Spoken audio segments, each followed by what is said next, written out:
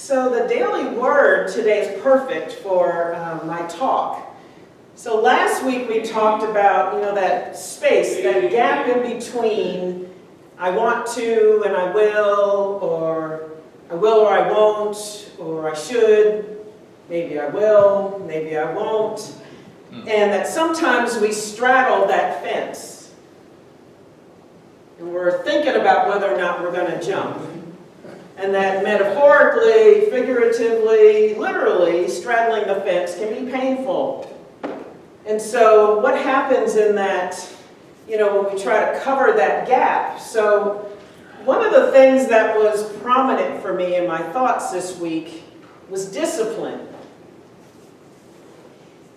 And most of the time we don't want to think about discipline because it's hard. And that's how we think about it. That's what's in our psyche about it. And we kind of push against discipline because we'd rather not. But what I've discovered is that if we're disciplined, it leads to freedom and mastery. This is one of my favorite books, and I often go to these. So this is the second book of the Conversations with God series. And so in this conversation with Neale Donald Walsch, this is what God says about mastery. He said, "You keep changing your mind. Remember, life is an ongoing process of creation. You are creating your reality every minute. The decision you make today is often not the choice you make tomorrow. Yet here's the secret of all masters. Keep choosing the same thing over and over until your will is made manifest in your reality. For some, that could take years. For some, months. For others, weeks. For those approaching mastery, days, hours, or even minutes. For masters, creation is instantaneous. You can tell you're on your way to mastery when you see the gap closing between willing and experiencing. Therefore, be of one mind and of single purpose about a thing, and don't take your mind off of it until you have produced it in reality. Keep focused. Stay centered. That is what is meant by single-minded. If you choose something, choose it with all your might, with all your heart. Don't be faint-hearted. Keep going. Keep moving toward it. Be determined." So what does that mean in our humanness every day when we've got a thing we want to conquer, achieve, whatever it is? And I think it's discipline. And I'm always looking up the roots of words.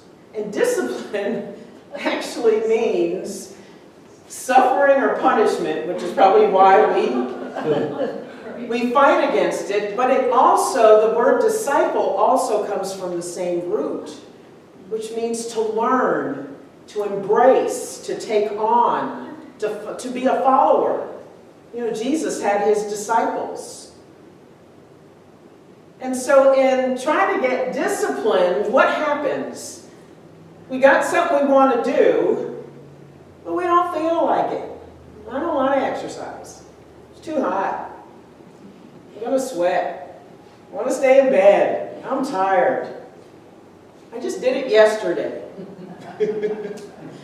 But if health and if being healthier and having vibrant health is our goal, what do we get to do? Exercise again, right?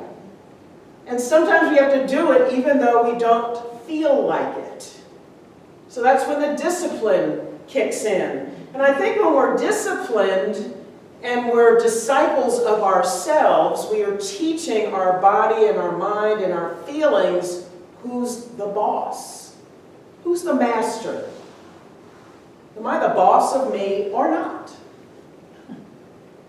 And that's where dominion and mastery comes from. When we decide over and over again, I'm going to do the right thing. Step out again and do it until I have it, until I have the vibrant health, until I save the money over and over again, until I have the nest egg, the retirement that I want, the financial freedom that I desire. But if we don't keep putting the money away, if we don't keep having this, what is the word? I can't think of it. Delayed gratification, then we don't get there. Maybe the gratification is in the discipline, where we know who we are, that I do have dominion and power over these feelings that keep telling me, I don't wanna, I don't have to, nobody's watching, nobody's gonna know that I didn't exercise again, nobody's gonna know that I wanna lose this much weight, or that I wanna be able to do a certain amount of time on the Stairmaster, whatever it is. But you know, the internal boss, the God that you are, knows. Was it 2 weeks ago? We talked about integrity. Are you in integrity with what you say you want? And so if your discipline is not matching what you say it is you want, then it doesn't happen. It doesn't matter how much you want it.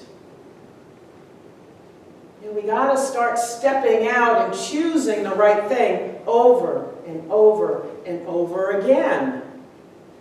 So my challenge, since I was taking my classes in April, and I had my metaphysics class, and I really was immersed in these ideas about the absolute realm, and that God is this force and this energy of which I am a part of, and that I am the same thing. Man, did it click for me that if I don't meditate, I am out of sync. Because before I was meditating, but it was, the same thing. Oh, I'm busy. I don't have time. I don't feel like it. I don't want to sit in the quiet, whatever it is. Or I'm on my phone looking at Facebook, another puppy video. And by the time I get through video number 10, I could have meditated, right? And so there were days as I'm watching the videos, I'm having that conversation in my head. I could be meditating, could be meditating. Oh, another puppy video. Look at that. And I get to, I was reading this article a number of years ago where the author was talking about, she has a scum line, S-C-U-M, where at some point you're just tired of yourself and the choices you're making. And it's your scum line, and you think, all right, loser, whatever, I'm sick of myself, and I gotta do better, right? That made so much sense to me when I read that. What is my scum line? It's sometimes negative, motivation works for me, or self-shame. It may not be healthy, but it works for me. And so that's often a switch that I can turn on and say, all right, I really got to do better. And so starting in April, I started meditating every day, even if I didn't feel like it. Even if I didn't do it in the morning, I made myself do it before I went to bed, even if I was tired and still didn't feel like it. And so I forget, I'm using that Insight Timer, the app we talked about, and so it clocks statistics for you. And so I think I've now clocked 56 days in a row. And so on top of the fact that I love seeing that, and I think, yes, meditate 56 days in a row, so that means I'm not going to miss a day anymore, because I love seeing those days continue to accumulate. But on top of that, man, life just feels a little easier and manageable. I am sleeping better. My life is not less crazy. I just don't feel the crazy. This morning I was trying to get something on my computer done, and of course, seems like whenever I'm in a rush, that's when the thing doesn't respond to me. And usually I'm running around like a mad woman, talking to the computer, yelling at it, slapping things done. Brings my husband out of his office, and he's like, oh, having a problem? What's going on in there? I'm saying things I ought not to say. Sweating and everything. It really, just rising myself up to this level where I'm in chaos. And so this morning I had the same situation come up. But every single time it didn't respond, I walked away and I did something else. And I figured, okay, go ahead and think. And I walked away and I put something else in my bag to bring here that I needed today. And about the second time that happened, I noticed, oh my gosh, this is different.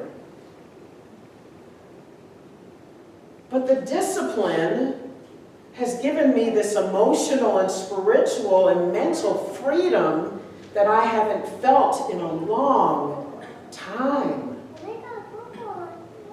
To not have your emotions and something that triggers you take you by the neck and whip you around the room is a nice feeling. And so it's become just really plain to me that I have to meditate, and I do, and now I want to meditate. When I wake up in the morning, I'm seeking that out right away, to sit in the silence, to do my yoga, to do whatever it is I'm going to do that day that centers me. And in that discipline, my spiritual experience is expanding. I find God in those moments. I find the God in me in those moments. So yes, we often think of discipline as this punishment. You know, that thing that we used to, when our parents would make us do stuff growing up, and you're like, oh, no. We still do it. And I still have my adult tantrums to myself. It's just a matter of just getting it done. And choose it again and again and again. So what do you want mastery over?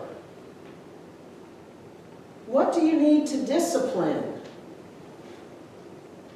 Is it your negative thoughts? Or is it unhealthy choices, either around eating or exercise or relationships?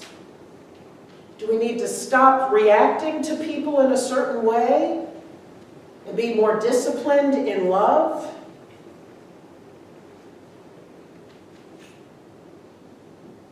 We talk about this all the time, but this is the stuff of life. This is where the spiritual rubber meets the road. And the everyday stuff that drives us mad. There doesn't have to be madness, but I think it's in the discipline that we find the freedom and the madness starts to dissipate. Or you just don't feel the madness.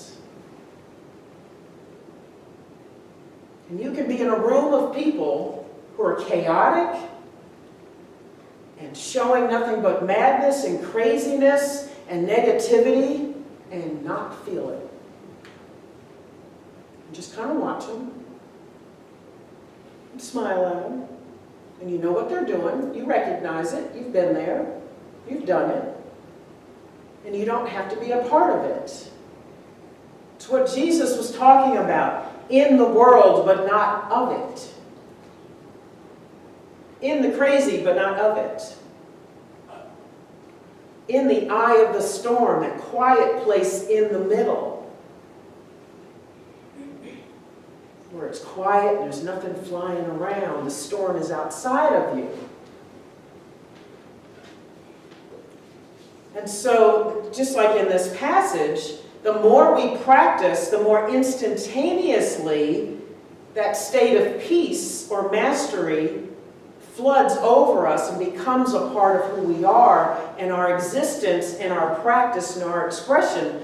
And then, like the song, we become a blessing to the world. We don't add to the crazy or lead the crazy. Yeah, sometimes we're leading the crazy, aren't we? And so you get to be something else. And that, I think, is the perfect expression of our divinity.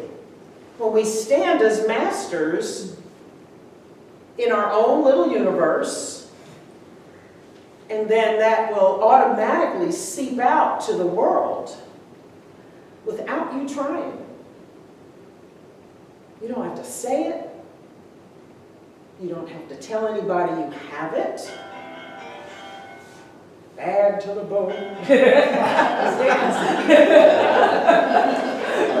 And that's what you get to be, bad to the bone, right?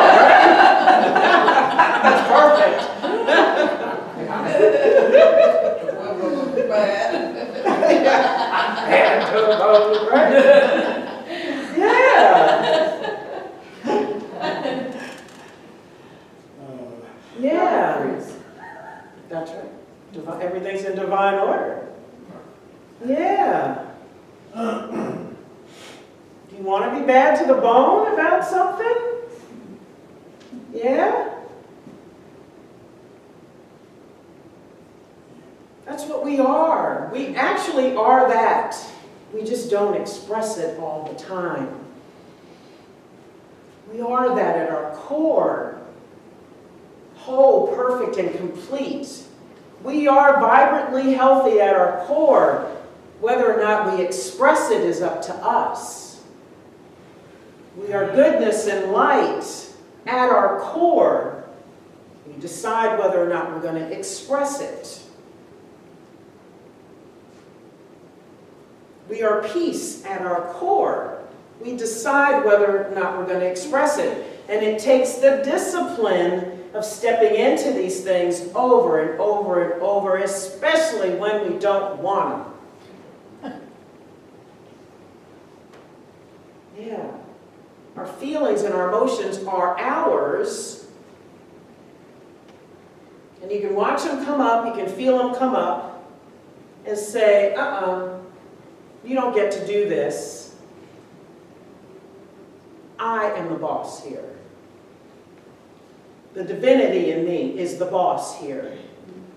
And I know you don't want to, that part of you that doesn't want to, but the part of you that is divine says, we're doing something else again. And we're going to do it tomorrow. We're going to do it the day after. You know, that phrase that Butch Mosby, he's the minister at Unity Center of Light in Bowie, Maryland, which is the first Unity church that I ever attended. He would say, for this I was born. For this I was born. And so now I say that about things that I am trying to be disciplined with.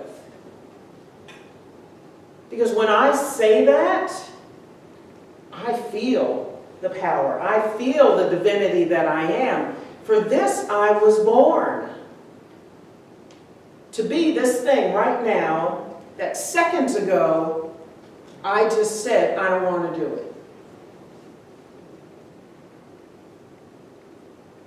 But I was created to be that blessed, wonderful, magical thing.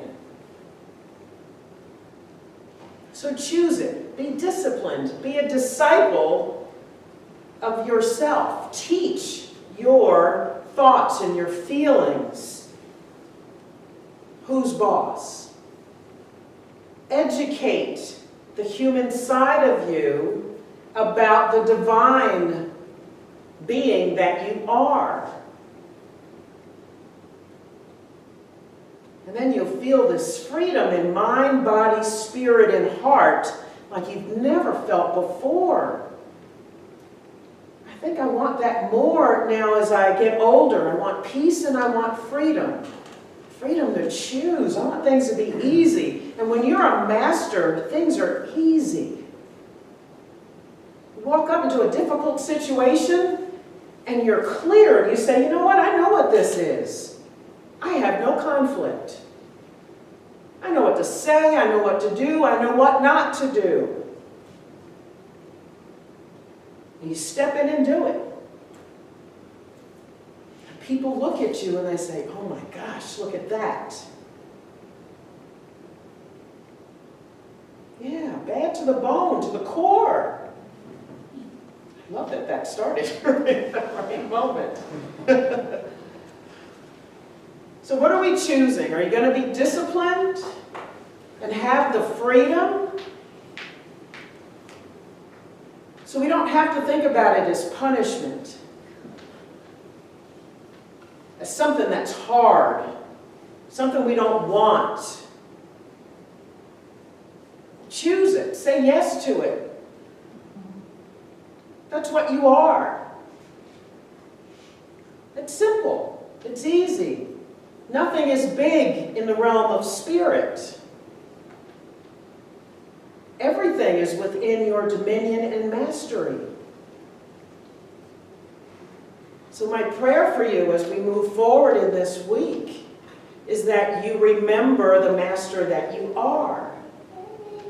That you remember that you have dominion. And that choosing the best thing again